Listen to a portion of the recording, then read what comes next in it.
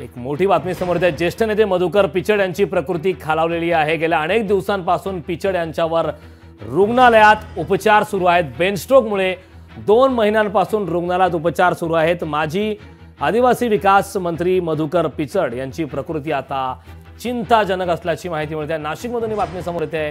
ज्येष्ठ नेते मधुकर पिचड यांची प्रकृती खालावली। गेल्या अनेक दिवसांपासून पिचड यांच्यावर रुग्णालयात उपचार सुरू आहेत, तर ब्रेन स्ट्रोकमुळे 2 महिन्यांपासून रुग्णालयात उपचार सुरू आहे। माजी आदिवासी विकास मंत्री मधुकर पिचड यांची प्रकृती आता चिंताजनक असल्याची माहिती मिळते। तर ब्रेन स्ट्रोकमुळे 2 महिन्यांपासून मधुकर पिचड यांची प्रकृती खालावलेली आहे। ते रुग्णालयात दाखल आहेत, त्यांच्यावरती उपचार सुरू आहेत। ज्येष्ठ नेते मधुकर पिचड यांची प्रकृती खालावल्याची माहिती आता मिळत आहे। गेल्या अनेक दिवसांपासून पिचड यांच्यावर रुग्णालयात उपचार सुरू आहेत। ब्रेन स्ट्रोकमुळे 2 महिन्यांपासून रुग्णालयात उपचार सुरू आहेत। माजी आदिवासी विकास मंत्री मधुकर पिचड यांची प्रकृती चिंताजनक आहे। या संदर्भात ताजी अपडेट देण्यासाठी नाशिकहून आपले प्रतिनिधी महेश महाले आपल्यासोबत जोडलेले आहेत। महेश, ज्येष्ठ नेते मधुकर पिचड यांची प्रकृती खालावलेली आहे। गेल्या अनेक दिवसांपासून पिचड यांच्यावर रुग्णालयात उपचार सुरू आहे। काय त्यांच्या तब्येतीबद्दल काय सध्याचे ताजे अपडेट्स आहेत?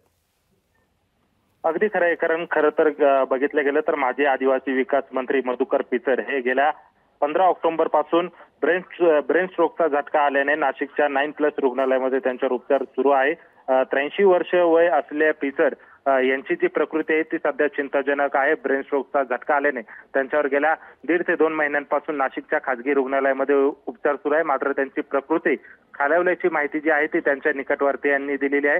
त्यामुळे आता डॉक्टर हे त्यांच्यासाठी शर्थीचे प्रयत्न करताना दिसून येत आहे। एकूणच जर बघितलं गेलं तर अकोले मतदारसंघामध्ये मधुकर पिचड यांचं हे राजकीय कारकीर्द होती। जवळपास 30 ते 35 वर्ष त्यांनी आमदार भूषवलेला आहे। त्याच पद्धतीने माजी आदिवासी विकास मंत्री देखील राहिलेले। राष्ट्रवादी काँग्रेस पार्टीचे ज्येष्ठ नेते म्हणून त्यांची ओळख होती। आता सध्या जरी ते भाजपात असले मात्र राष्ट्रवादीमध्ये गेल्या अनेक वर्ष त्यांनी काम केलेले, त्यामुळे एकूणच त्यांच्या प्रकृती खालावले। खरं तर त्यांच्या निकटवर्तीयांची जी चिंता आहे ती वाढल्याचं आपल्याला दिसून येत आहे।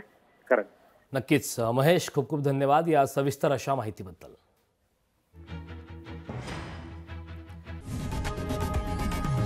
लोकशाही मराठी ऐका, पहा, जागरूक रहा।